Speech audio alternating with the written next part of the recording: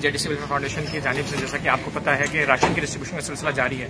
Corona की वजह से जो मजदूर पेशा लोग थे जो रोजाना की बुनियाद पर मजदूरी करते थे उनके घरों पे फाके हो रहे हैं, तो उस मसले को हल करने के लिए जेडीसी फाउंडेशन की जानिब से गुज़िश्ता कई रोज से कराची के मुख्तलिफ इलाकों में राशन डिस्ट्रीब्यूट किया जा रहा है। हमारे ऑफिस से भी राशन मुसलसल बुनियादों पर डिस्ट्रीब्यूट हो रहा है। तकरीबन सुबह 11 बजे से लेकर रात देर तक हमारा सिलसिला जारी रहता है। राशन की पैकिंग का सिलसिला भी जारी है, राशन डिस्ट्रीब्यूशन का सिलसिला भी जारी है।